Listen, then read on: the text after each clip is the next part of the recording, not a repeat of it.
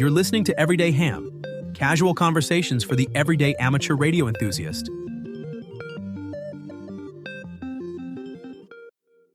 Welcome into the Everyday Ham podcast. This is the special post-Hamvention show. We're all a bit punchy. Well, Jim and I are. James didn't make it down this year. We missed you down there, James. Some personal issues there kept him from joining us, but we're lucky to have him on the home front. He did a lot of work for us with the podcast and getting things uploaded and edited and cleaned up for us from home. So that's much appreciated. So very good on all of that. So Hamvention is over. 2026 Hamvention has come to a close. We had a good year. I think we enjoyed a cooler temperature for Yes. Friday and Saturday. Yep. Years past, we've boiled every day. It was mild. I would say mild. A little bit of rain here and there, but can't complain about that. Yeah. But we had some good conversations with a lot of people. Special thanks to all the people that heard Jim's voice from afar and said, "You guys are from the podcast." And a couple of you, I didn't catch the calls, so I'm not going to call out anyone by name, but certainly thanks for saying hi. And, as time goes on, if you see us at any of these events, make sure to say hi, and you'll get one of those stickers that Jim has in front of him there on his mic stand. So very good. So our goal with this one was to take a look back at our Hamvention experience. And Hamvention this year for us was pretty high level. You've probably already seen some of our videos that are already posted, but certainly want to say special thanks to a few of the reps from the big companies. Of course, Ray N9JA from Icom, John N9UPC from Yaesu, and John W6GPS, who is working with Kenwood. Jim also wants to shout out the folks at ABR. We got a special gift from them at their table. They had an exceptionally good weekend at Hamvention. I went by there looking for some coax, and they didn't have any, and that's a good Sold problem. out. Sold out. They had an excellent weekend. I'm so glad for them, and that seemed to be the trend. A lot of the people who hand make or create their own stuff sold out of their stuff, and that's good. I'm glad everybody was making a few bucks, and everybody was doing well. So I will say, since we're on the topic here, Rory, it was very pleasant to be met with very open arms by all of the reps that we talked to this time around. Last year, the Everyday Ham was a brand new idea that we had conceived. We had only been doing it for a couple of months, so we didn't go down there expecting that anyone would take any time to talk with us. And so we kind of we sat by the side and watched what everyone else was doing, and we learned a lot. We took what we learned and sort of developed it through the year. And so this year, it was really refreshing to go in. We went in, well-dressed and professional, and we wanted to get some information for you guys that take the time every month out of your day to listen, and that's what we did. And we were welcomed and got a lot of cool talks and information from those vendors. So big thank you if you are listening out there and you had some role in that. We do appreciate it, and we hope to bump into you again at some of those shows. But I just wanted to say that out loud. It was nice to see everybody being so open and able to share with us in this one. Certainly, we had a chance to go through and showcase a couple of new items at Hamvention, and we put out videos about those items. Yaesu, of course, with their up-and-coming DR3 repeater series. That's and right. The next generation of System Fusion, which should be interesting. I think more information on that's to come, but they're taking that to the next chapter, and we'll see what that is. Kenwood, of course. How many people? Yep, there's the flyer from Yaesu, and that's exciting to see them continuing to improve and upgrade on their repeater line.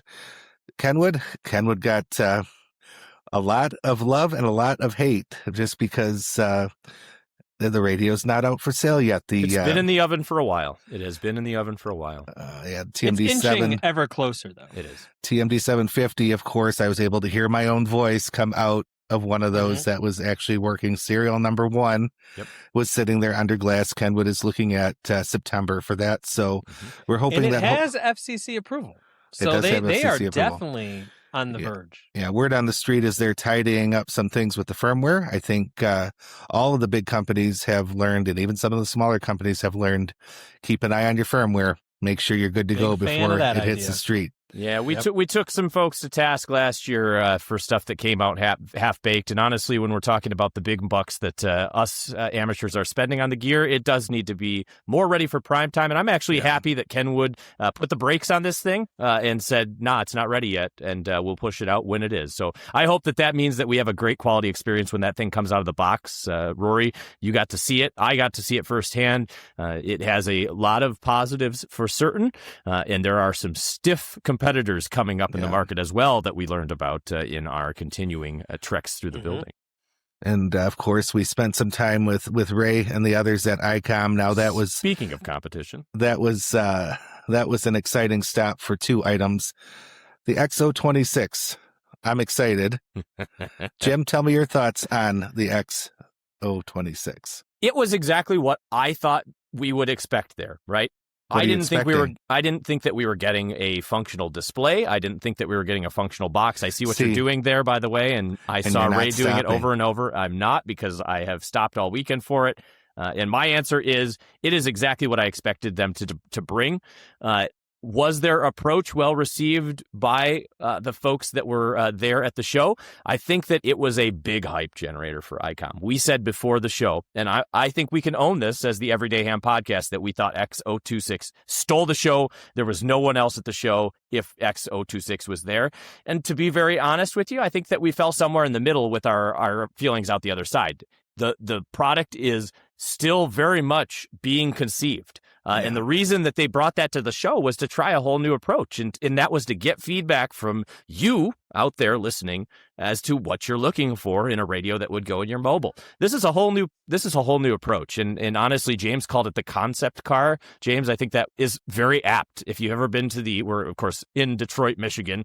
So we've all been to the auto show year after year. Capital of the world. That's right. And we've all seen the coolest cars ever that are never making it to production, right? These are the things that are out there to generate conversation, to show the future of the hobby, in the case, motoring. And that's the same thing the XO26 was. It was a thought-provoking demonstration in some regards. James, what do you think? I see you making a sort of...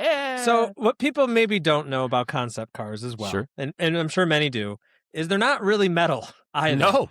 They're basically foam or some other material just made to look like cool. real cars. So they're fake. They're basically all fake. They don't have engines in them. They get pushed out onto stage, and that's about it. Sounds like and the I XO26. feel like that was why I used that example. The only difference from someone that wasn't at the show, the 26 versus a concept car, is at least the concept car has a little something they're advertising. It's going to be a new SUV. It's going to be it's got these fancy new seat belts or some new ADAS technology. It had a couple knobs. It had not, but it had nothing. Like, I understand the concept. I appreciate that they're listening to user feedback. Believe me, that to me is more important than anything. But it was a warm helping of nothing. And I could see why people are a little upset. I have a 3D printer sitting right over there, and I could have came up with the same marketing display that Kurt was went up, produced send by it in. Icom. They want to see it. Yeah. So Put your touch on it. I don't know. I'm disappointed. I'll leave it there. So I would have loved just a little spice on top, a little something, a little seasoning. I'll say one thing here. So disappointed because you didn't see more, or disappointed in the idea of the product? Tell me the direction you're going. Okay. We are now going to produce an HF and a VHF UHF radio. Okay. That's the direction we want to go in. So you wanted more guidance than even Icom was able to offer. You don't have to tell me exactly what it'll have, what the chips are going to be in it, what firmware software it's going to run. Is it going to be detachable and be like a FTX one with the Optima behind it? I don't need all those details, but I'd like just a general direction of where you think your roadmap or strategy is heading to. Yep. And I would have been okay with that on the case, because then I could envision around that case.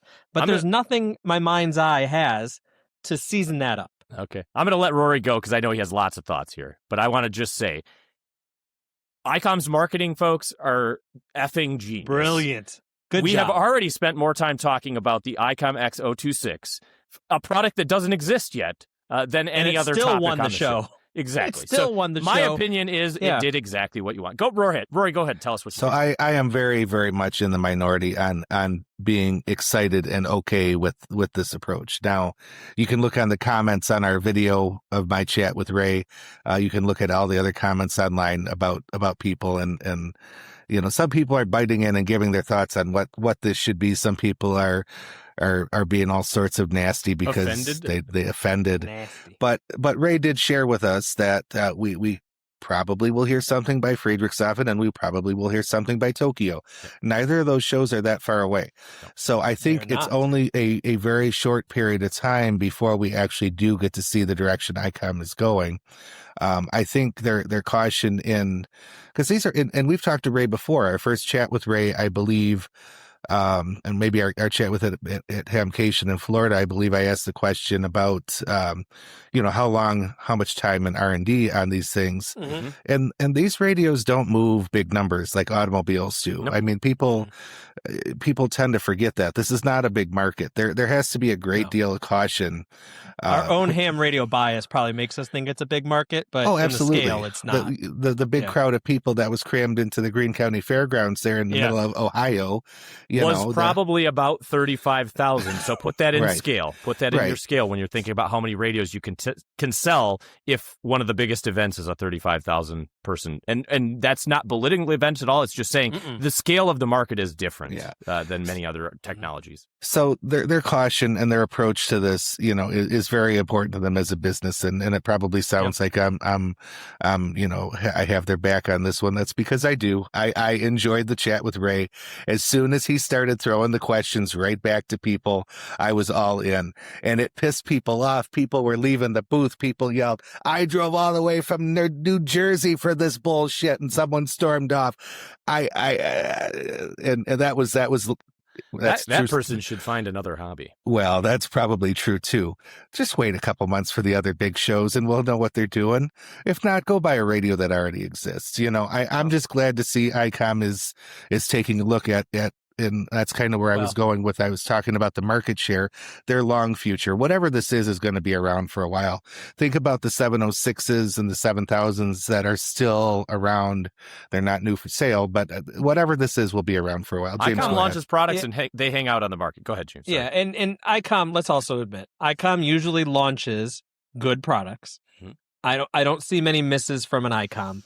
Also, people always complain that, to Roy's point, no one ever listens to feedback. No one ever wants to know what the customer wants. This is a very niche group of individuals that like certain things, so at least they're taking in that perspective. But to Roy's other point of these events are coming up very quickly, Friedrichshafen Ham is on June 26th. That is And then the Tokyo Ham Fest is August 29th. So we're not far away to see if they start to produce a little bit more seasoning on top of that concept. Yeah. I mean, I'd imagine we're still, just to not disappoint myself, I imagine we're still going to be seeing a plastic box by those shows, but by then I assume we'll start to see an actual model number and an actual capability, at least high overview. So we'll see where they go, but I'm excited. I always get excited about new things, but we'll see what happens. So, that was good. Also, Icom, we can't forget about the 5200. ID 5200 that was on display. Of course, that's they're only making a kind of suggestion that will be out this year. No FCC approval yet, though. No FCC approval yet. Waiting. And they don't know the timeline on that. I gathered reading between the lines that it's in for FCC approval. It just has not come out of FCC approval yet. So asterisks on all the things you hear on the EDH podcast. These are only our thoughts, not Icom's. Right. Yeah. That's my last comment was very much reading between the lines of some comments that were made. But 5200, a couple people I spoke to since Hamvention have already said, "Oh, it's just a new 5100. I don't need that." Yeah, I'm hilarious. The 5100 was good. I'm hilarious on this one. The 5200 blew me away. I thought the 5200 was a killer rig, and I understand you're out there banging on your screen if you're the 220 stalwarts saying, it doesn't have 1 1/4 meter. What's new about it? It's just another 5100. We always knew that's what they were bringing. It's an updated 5100 that has a much modernized interface, a much more streamlined control head, an interface that we're all familiar with in the 9700, the 7300 Mark II, the 705, the things that are out there selling gangbusters right now. You're going to be able to run that on your dashboard. So for me, getting my fingers on it, I loved it. It was very refreshing for me. I didn't get to poke the Kenwood yet with my own fingers. I saw it, of course. I love that it has 1 1/4 meter, but putting them both next to one another, price is going to be a big factor for me. And I'm also very excited to say, and I know you've already heard this if you're in tune with the 5200, that we're getting native APRS. And for me, that was the buy no buy feature for this guy. If I was going to get one, it had to have integrated APRS decoding and encoding capability with a 1200 baud modem. So I'm happy to say that they have confirmed. We thought that it was going to be a soft pedal, like a maybe. There was an actual confirmation that said firmware update coming with APRS integrated, not DPRS, not D-Star based APRS, nothing funny, no extra hardware required. She's going to be broadcasting and decoding APRS right on the radio. That is cool. In a firmware update, though. That's right. My presumption would be that that's probably a day zero type update. If I'm not mistaken, that doesn't feel like something we would long wait for, but we'll find out. But I was actually pleasantly surprised. The ID 5200 checks a ton of boxes. Sure, there are some things that I think the 500 still does better. And I've said those things. I'm vocal on them. Connect your microphone directly to the head. Certain mobile installations absolutely benefit from that. It gives more flexibility, right? When I have connector not right on the side? Absolutely. Why is it on the side of the 7750 where I can see it? The funny thing is, flip around the 5200 and guess where it is? It's on the side. But guess what they did? They inset it enough that the cord disappears around the back so you don't know it's there. Ooh. Smart. It looks sharp, and those are little touches that make it really cool. Does it have a speaker in the head? It doesn't, right? And it doesn't have the microphone connection, but it has one cable that runs up there. The GPS is integrated, so it's going to get nice view of the sky from wherever you mount it on your dashboard. Lots of cool stuff with the ID 5200. James, you weren't there, but you saw vicariously through us a lot about it. What did you think?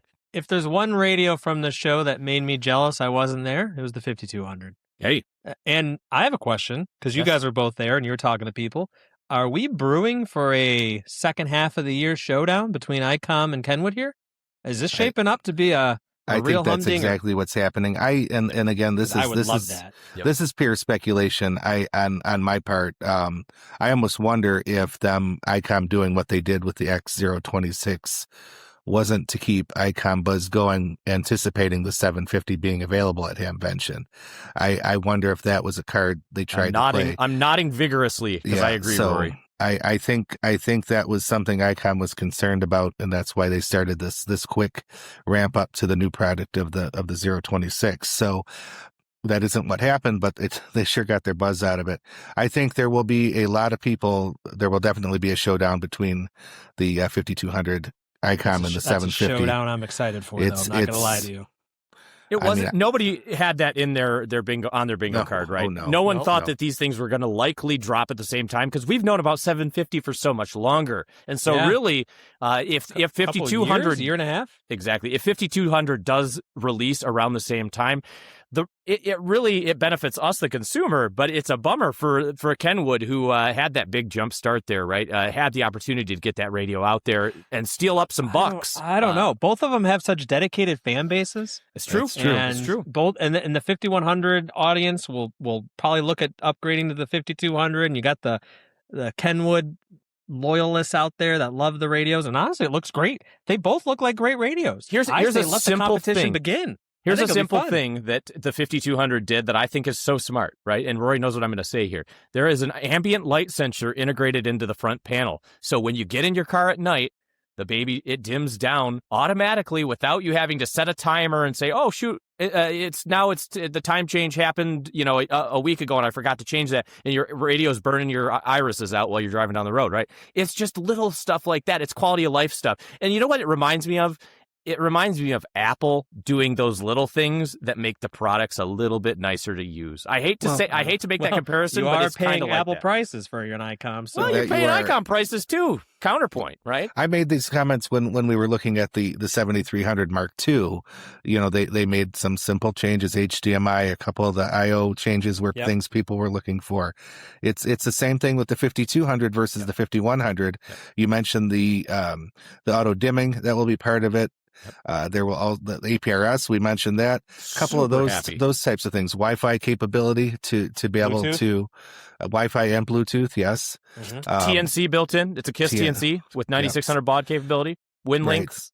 Right. So these are all the things that people have been looking for. So, you know, they do listen. I think people think that the approach of what do you want your X026 is kind of odd, but I do tend to believe they're listening at what the users are looking for.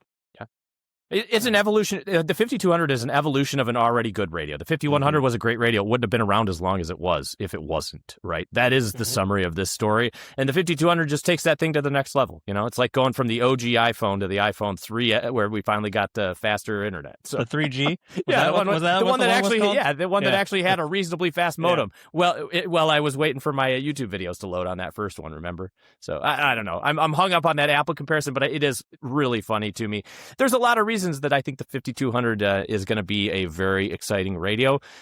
Not limited to, but here's a prediction for you guys, and I'm comfortable throwing it out here. I think the 5200 is going to be cheaper than the 750 still. I think so. Oof. I think so. In this market right now, like I said, there are only so many bucks that the amateur has. I think the 5200 is going to have a price advantage on top of being a very sexy looking product. So now the Kenwood, the big advantage there is it has the APRS, it has the Bluetooth, it has the Wi-Fi, right, as well, and it's tri-band. Tri-bander, and that's the one thing the 5200 isn't. Yep. And the front-facing speaker on the head, big speaker on the head. Yep. This is why I'm saying I'm pumped. Let them come out at the same time and let's see, because I think it's going to be a really good competition. I don't think people lose. I don't think Icom or Kenwood really lose in this. No. I think they have some choices. I think both radios hype each other up. It's like, you know, you help a brother out and you build each other up a little bit. And I think that's going to be a really good comparison. I love it. I think that I don't know what one I'm going to buy yet. Am I going to buy one? Very likely. I'm going to be a sucker and buy one of the two. I have 3 of the 500s. I'm going to swap one out. The truck, I have decided, is the platform. It's bigger. It will facilitate these new big color displays more appropriately.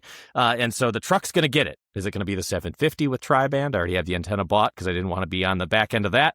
Or is it going to be the 5200? With its sweet APRS integrated? I don't know. So I'm wondering if I will, because I have a 5100 in the house and a 5100 in the car. So will there be a 5200 in the car and a 750 in the house? Ooh, I like it. We'll see what happens. Sell it all and buy one of each. There's you go. That's a W8EDH approach to everything. All right. Moving on from the mobile radio game though here. What else do we have that you can showcase for me since I wasn't there? So we spent a lot of time wandering around the buildings there. You know, all the normal people were there. I don't think anyone was missing. Wireman was missing. I have heard mixed things of why they weren't there. Nothing that I've had confirmation on, so I'm not going to speak to that. Yeah, they were, and I understand they only canceled a couple weeks before Hamvention. So again, everything's okay. Sounds like a family matter, and somebody's trying to keep the business going. Let's wish for the best on them, and hope that whatever they're dealing with, they can get through. It is a well-regarded company. I heard a number of our club members say that they miss them at the show. It's where they collect all their jumpers and adapters and little things that they need to make it through the next year. So we made a good stop through Flex Radio. They had products for sale. You know what? We should have walked through there again to see if those boxes were gone. I'm sure they were. They had. Were 12. Did they have Auroras for sale? AU 510 and 520s on the shelf, ready to buy. Walk away up and buy it. Yeah. Walk up and buy it. Yep. They did not have many. 12? There was a stack. I have a video of this as well. Okay, I'm trying to remember. There's probably about 12. There was stacks of 4. There might have been closer to 16 or 20. Okay, yeah. Limited on the 520s and especially limited on the M's, which have the big glass panel on the front of them as well. Did you walk up and shake it? the box? They were behind, of course, the table. There was no touching those babies unless you were ready to buck She did up. claim that one had already sold. When we were talking to her, she said one had already sold, so I assume they were already in there. Right. But we had a brief chat with them, just said hello and took a look at Tony from the Polar Modulators, Tony Brock Fisher, who we interviewed. You can go back and look at our video on that if you're interested, talking polar modulation in Aurora. He was there. We saw him supporting the release as well. And the same little experience where they have the brick down on the key and nice heating up the 500 watts into that dummy load. It was running all Hamvention. So they were milking that little display, showing just how efficient that Aurora is. It's a good display. Power. Let's see, who else did we take some time to at least say hello to throughout the show? I did make a purchase at Sign Man. They're always there. Got my license plate frame for the camper. So I did make a couple purchases at Hamvention. Can't say I didn't spend anything. Trickling in here, Rory. The story. I know there was a diamond tri-band antenna. I know there was a couple of other little things. I want to roll it back, actually. So we jumped into the deep end here with all the big announcements that happened at the show.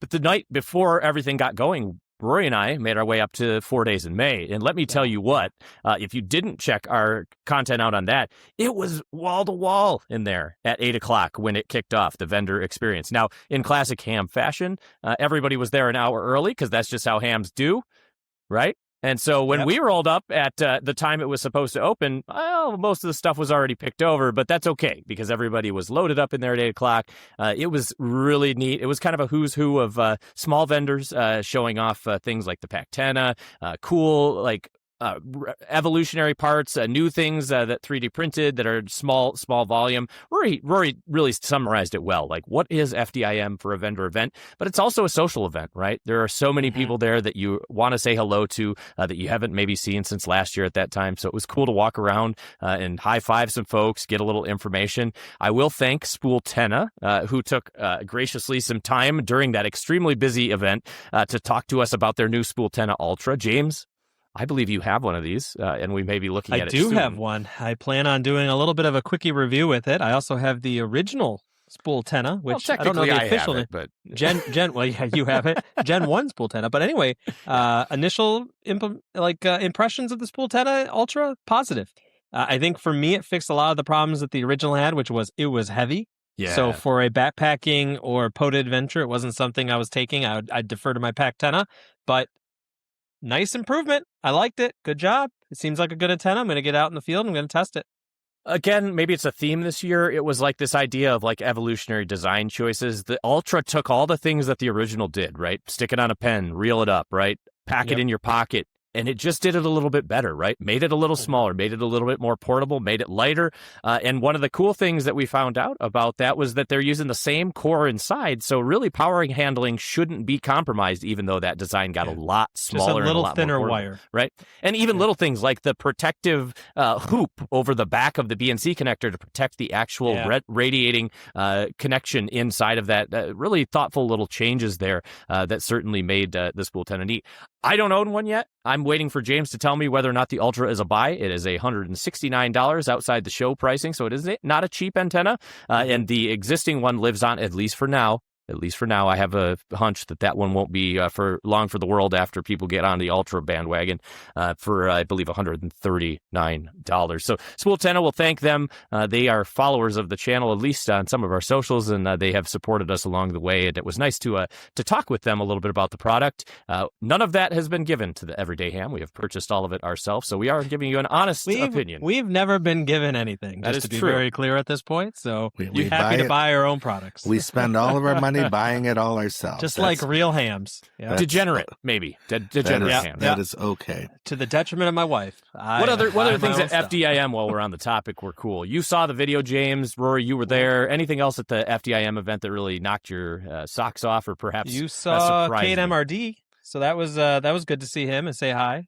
Classic. The whole thing is a who's who of those types of folks, right? I guess you could put us somewhere in that classification. We're much quieter than some of those groups are, but we did say hello, and we always love meeting them. Everybody's very gracious, you know. And another fellow alumni of the South Lyon Area Amateur Radio Club as well. That's right. So that was good. Other than that, no. I mean, if you're if you're a ham that doesn't love krauts, you're going to probably spend a little bit of time at the 4 Days of May event. It may not be for you, but if you want to get in there and mix it up, it seemed like a lot of fun. A lot of kits, a lot of little things to buy. And not an open bar, but you can go out and get yourself a couple of cocktails if you need them to loosen up before you head into that craziness. And there were certainly people partaking there and then heading out to the lobby to continue on their evening. Yeah, that's a whole thing, but certainly all the QRP and all the lightweight stuff, certainly a lot of things to see there.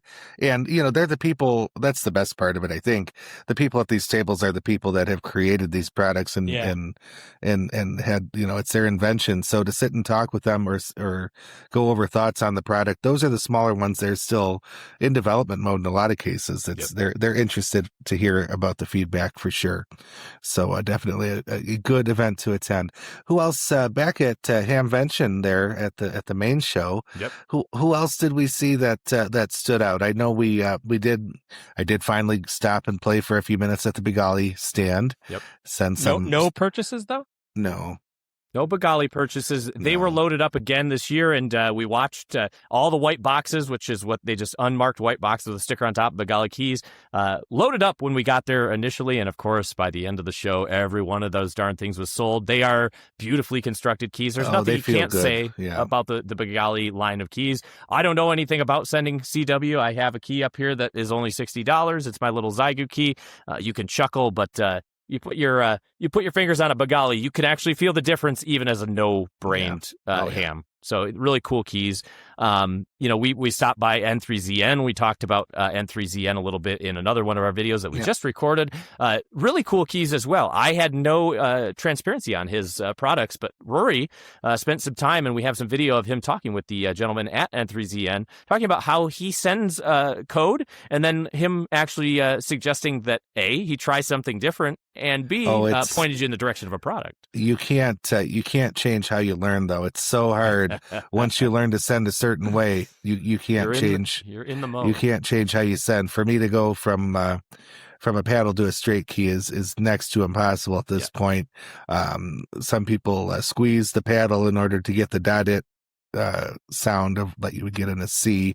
For example, dotted comes when you're holding the paddle together. I do one side then the other, as a lot of people do. It's all how your brain is trained, and we were chatting through it, and it becomes a mind.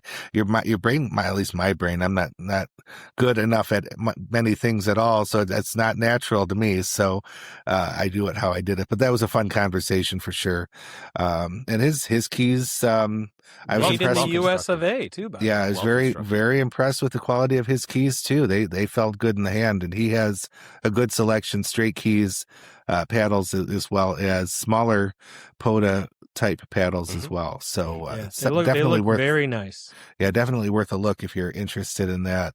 Modern Morse was right next door. Of course, his paddles are very well regarded. If you could find yourself actually getting one delivered, if you got one at the show, I think you'll be really happy with it. We saw them both at FDIM and at Hamvention, so I think those are really well regarded. One of the club members actually ended up buying one, and I toyed around with the idea if he had an orange one, even though I know no CW, to grab one while I saw it there, but I did not go down that crazy bandwagon yet. Maybe next year, if I actually learn at least a few letters like my call sign, all 5 of those. You know it. You just have to remember it. I just need to practice. You've learned it. I just need to practice. Just make sure you know a question mark too. That comes in handy too. And I have a question. You know I'm a sucker for some crazy ham radio products like the Inflatenna, which, by the way, I still have not used yet, and I would love to get out there, or the ham radio Kite, which we have a lot of summer products where we got to go out there and test. We do need to get those things out.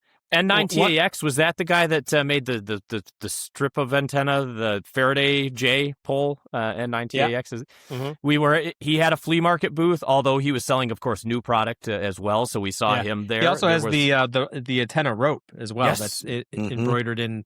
That's right. You have that Faraday as well, cloth embroidered into the nylon rope, which is pretty cool. Yeah, so we saw him out there. Lots of those types of things. There was Watts Electronics. I believe he's out of Eastern New York. He sells lots of bird slugs. I did actually buy one bird slug while I was there. It's the 100-watt one, specifically so I could fill in case Steve didn't remember his in the kit. So I'll be helping with repeater testing if we need it. Rory, I have a 100-watt VHF slug now. Excellent. Very good. Tech was there, and I wish we would have had a better chance to get to their table. They have a new product, I believe, that was there for taking a look at, and I don't know much more than that. HF radio, right? You're talking about the SDR style HF radio, big screen. Yep. Yeah, they were going through that with people. Tech, of course, there's a long following of Tech enthusiasts. Tech's one of those companies that's had different phases of life. I believe different ownership along the way. Yep. And but a lot of longtime followers. I there's a couple of their not the original era, but their, how do I want to say, their middle era, probably the 90s, early 2000s radios that there's a few of those I'd like to get my hands on, at least one of them at some point. So I'll always have my eyes open there. They still command prices too. So those are, you got to be ready to spend a little if you want one of those guys. Kind of like the old VX8R chase that I have. Yeah, it's definitely something you have to be prepared to spend on. Who else did we see? We saw, all the vendors, of course. I'm trying to run through in my head the people we saw. Ham Radio Deluxe was there with their setup. As always, people that need support, you're able to get real-time support right at Hamvention. That's always a cool thing for people using that software package. Who else? James, who would have been someone you would have been looking for if you had been there? No, I actually have a question. Was the ARL there, and the Royal Canadian Amateur League was there too, or the Royals were there, the Canadians that were there, and the ARRL was all there. Anything exciting in either of those exhibits? Couldn't tell you. I'm sure you're spending a ton of time there.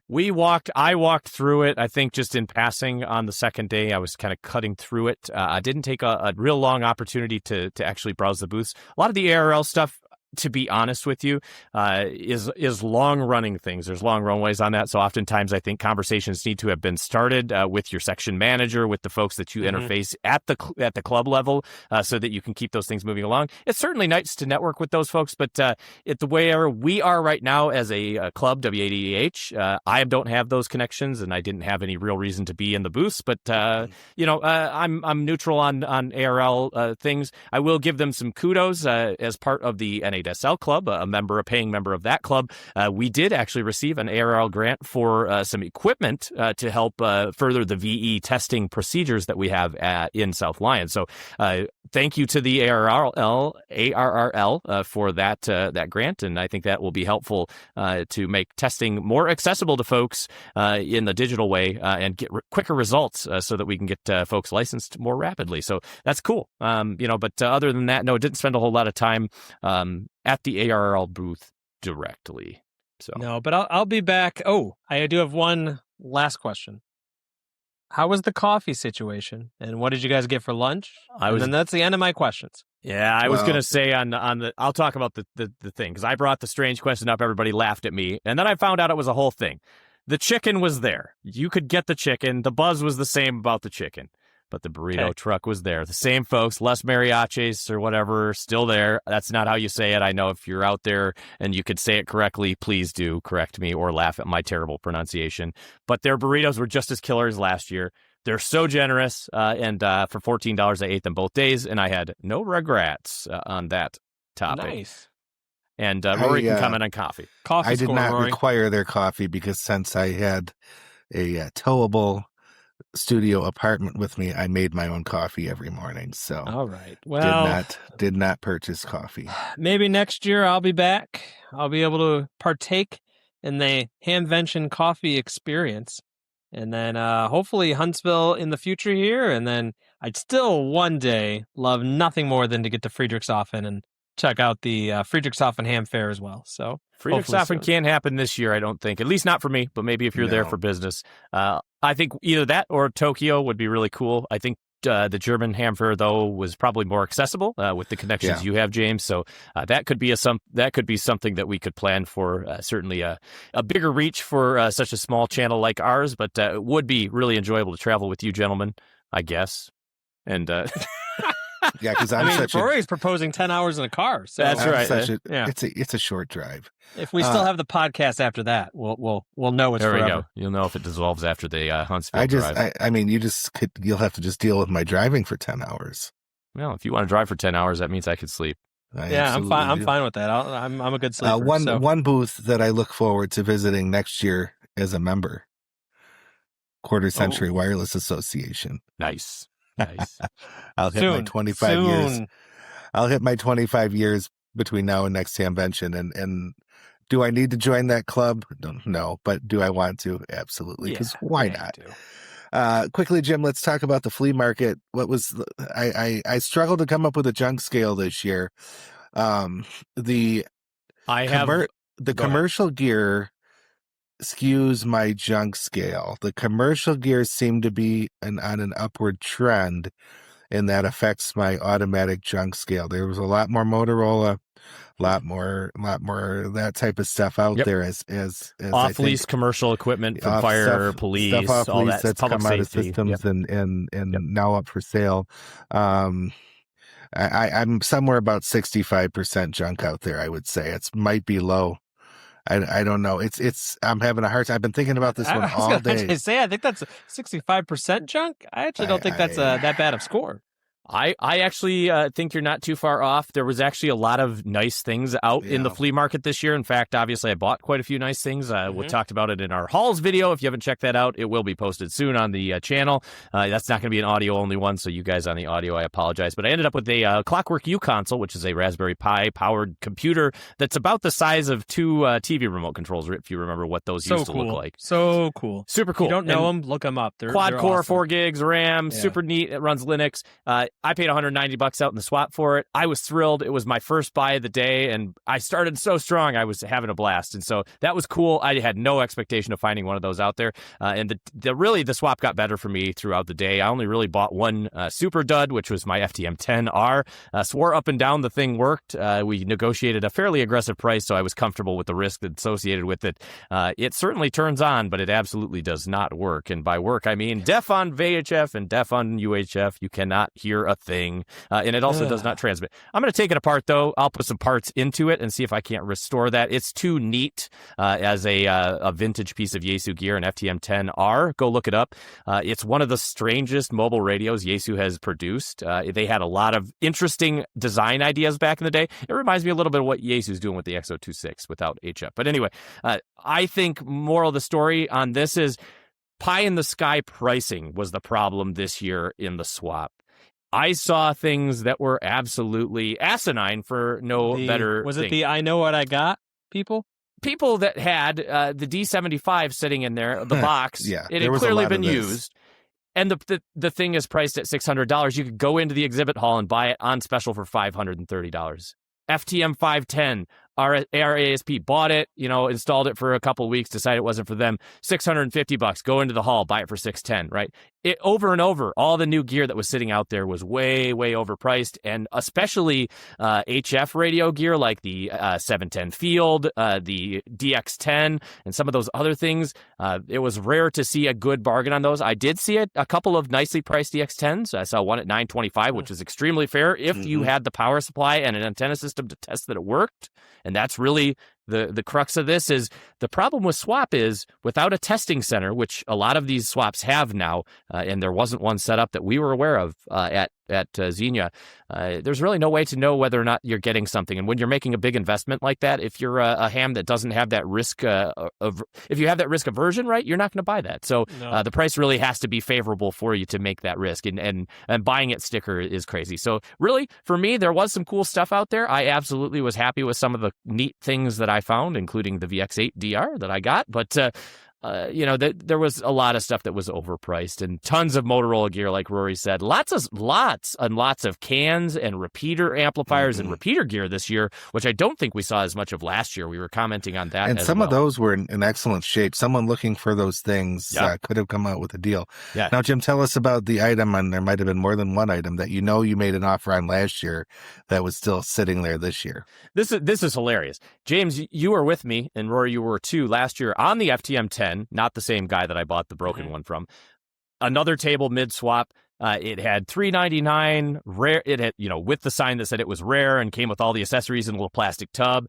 And I worked this guy almost all 3 days, or almost 2 days last year. Stopped by a couple times. We ended up getting down to, I think his price was $259. So we came from $399 down to $259. I still, in my opinion, wasn't ready to buy it at that price. And at the end of the swap, I had walked back out there and I said, "Hey, it's still sitting here, I have 225 left in my pocket. It was just what I had left in my envelope. And if you've ever traveled with me to the swap, when the envelope's empty, that's where we're at. So I figured I'd make him his final offer.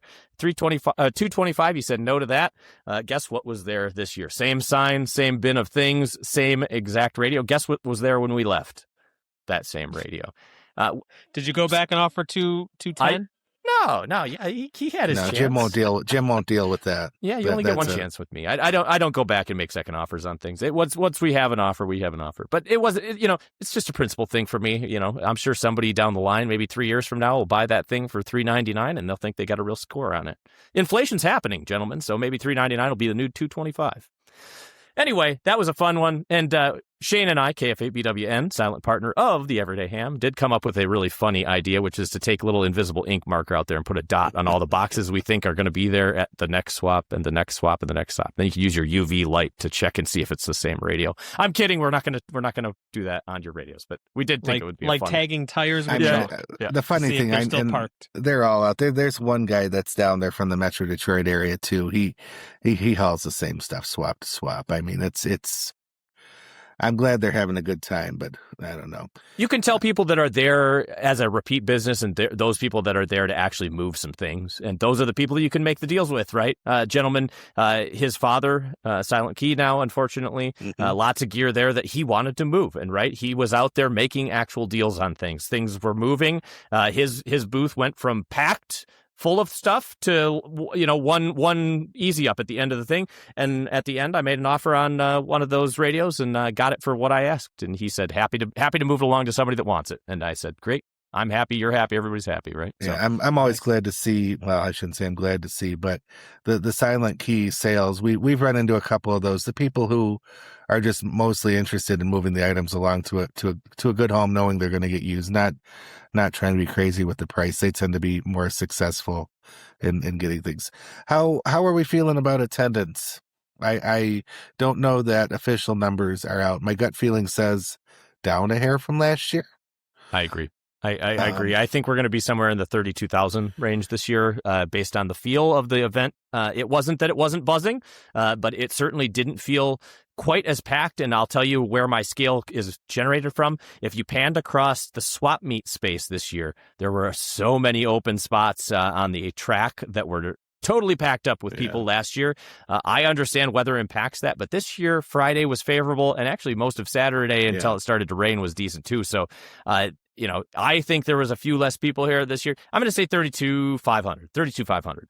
Yeah, I had this conversation with someone. I economy and fuel prices make a big difference. I mean, we look at our fuel from a relatively short drive, a couple 100 miles away in Michigan, and that couple of bucks hits the pocketbook for sure. People who are limited income, fixed income, making a decision, based on $1 here, $1 there that they have to decide on, they're not able to put another tank of gas in the car right now. So that will affect that. So I think that's a lot to it. We'll see what happens. I think next year, hopefully we see some new products that people want to see in person, and maybe that buzz will get some people there. James, any other questions on Hamvention? Hopefully you weren't suffering from too much FOMO. A little bit of FOMO. It was great to be able to help edit the videos and see everything that was happening.